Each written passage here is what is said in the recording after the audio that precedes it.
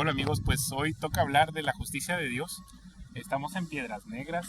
Vean, este es el río Bravo. Entonces el río Bravo divide a México, que está al sur, y a Estados Unidos, que está al norte. Allí se pueden ver unos tanques de guerra que nos ponen la Armada de los Estados Unidos, y ese es el puente fronterizo, el cruce fronterizo para ir a Eagle Pass. Entonces, se me hace un muy bonito escenario para platicar acerca de lo que es la justicia de Dios, porque pues vamos pensando, ¿no? Cómo, cómo surgen nuestros conceptos de justicia. Nosotros los creyentes decimos que Dios es justo, la justicia perfecta, y lo que el hombre trata de hacer es una imitación de esa justicia para que ocurra entre los seres humanos, ¿no? Porque incluso las personas que luego dicen que no creen en Dios tienen en su corazón un sentido de lo que es justo o no, ¿verdad? No les gusta que los roben, no les gusta que los asalten, obviamente no les gusta que los golpeen. Ellos pueden ver cuando un niño está sufriendo algún abuso. Entonces todos los seres humanos tenemos ese sentido de la justicia en nuestro corazón de alguna manera, y los creyentes básicamente decimos, por supuesto que tienes ese sentido de justicia porque Dios sopló de su espíritu en todos los seres humanos. Entonces, siendo que Dios es nuestro Padre, pues tenemos esa sensación, ¿no? Entonces, desde el niño más pequeñito, ¿no? Que, por ejemplo, de repente le pueden decir al niño, su papá le va diciendo, su mamá le va dando reglas, ¿no? ¿Qué sí debe hacer? ¿Qué es lo que no debe hacer? No te comas esas galletas, o las galletas que sí son un premio para ti, están hechas para ti, pero este no es el momento, y entonces va el niño corriendo y las encuentra en la alacena y se las come. Entonces va rompiendo las reglas que sus papás le van diciendo. Entonces esa ese momento en el que tú decides romper las reglas de tus papás, pues ya estás tú rompiendo con lo que tú entiendes por justicia, ¿no?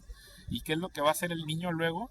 Pues justificarse, va a decir, pues es que yo entiendo que en realidad la vida es de esta manera y no es de esta otra manera, y entonces así es como dentro de las familias se nos van formando a nosotros estos conceptos de justicia, ¿no? O sea, si de repente mi hermano me golpea y él no tiene ninguna retribución por haberme atropellado mi esfera jurídica, como le llaman los abogados, pues entonces ya yo pienso que este mundo es injusto, ¿no? Y así ha pasado desde las civilizaciones, los seres humanos, para ponerse de acuerdo. Oye, pues alguien mató, se robó mi caballo, o se acostó con mi esposa, o ocurrió o hizo este atropello, o mintió, o me robó, o etcétera.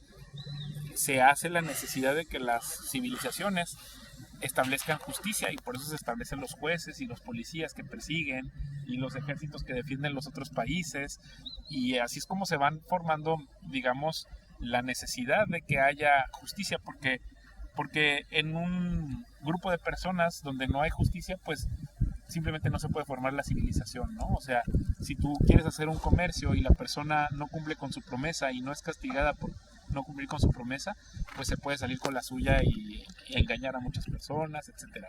Entonces, este tema de la justicia es súper interesante, que sobre todo provenga de Dios, ¿no? Porque entonces ya podríamos contrastar las imágenes que nosotros tenemos acerca de lo que es justo con lo que en realidad es justo, ¿no? Y muchas veces nos podemos encontrar con que las ideas que tenemos de lo que es justo terminan siendo injusticia, ¿no? Incluso la manera en la que nosotros pudiéramos estar interpretando una ley o una situación, ¿no? Por ejemplo, es que mi esposo no me hace caso y por eso yo voy a actuar de esta otra manera, o mi esposa no me atiende y por lo tanto mejor me voy a buscar otra pareja. Entonces tú vas creando tu propia justificación de tus hechos, ¿no? Y luego tu familia a tu alrededor va justificándote tu manera de actuar o de comportarte. Y ahí es donde se van formando estas ideas de lo que yo creo que es justo y lo que tú eres justo. Se vuelve una justicia subjetiva, pero que al final tendría sentido si no fuera porque Dios existe y Él, o Dios es, y Él en su justicia también participa en nuestras vidas, ¿no? Y también Él actúa, y también Él te dice, bueno, tú puedes tener tu opinión, esta otra persona puede tener su opinión, pero todos al final, el que lo registra todo, el que es siempre presente, al que nada le queda oculto, es el que sí te puede decir que sí es justo, ¿no? Entonces, ahí es donde él dice, bueno, o hay salmistas que lo han dicho, ¿no? La justicia de Dios es como un río que fluye, ¿no? Esa es una. Y luego también dice él, la justicia de Dios es como una montaña, ¿no? Y esto yo lo entiendo de que es una montaña porque si tú vas, por ejemplo, en la carretera y ves a lo lejos una montaña y vas acercándote a la montaña, pues la puedes ver pequeñita y conforme te vas acercando es algo enorme y a lo mejor es algo que ya no puedes tú escalar, ¿no?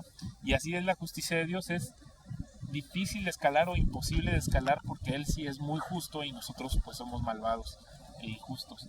Entonces, a lo lejos tú puedes decir, pues la justicia de Dios se resume en dos, ¿no? En amarás a Dios sobre todas las cosas, con toda tu alma, con todas tus fuerzas, con toda tu mente, y amarás a tu prójimo como a ti mismo. Esas son, digamos, si tú quisieras ver a la montaña así de lo lejos, pues eso es, ¿no? Si ya te vas acercando, pues ya vas a ver los reglamentos, todas las ordenanzas más detalladas de qué es lo que en realidad es justo, y te vas a dar cuenta que es imposible cumplir tanto los detalles como el resumen que les acabo de decir, porque nuestro mismo egoísmo nos impide amar a Dios con todas nuestras fuerzas y nuestro mismo egoísmo nos hace que a veces atropellemos a nuestro prójimo y lo cual nos demuestra que todos somos malvados aunque creamos que estamos siendo los hombres más justos, ¿no?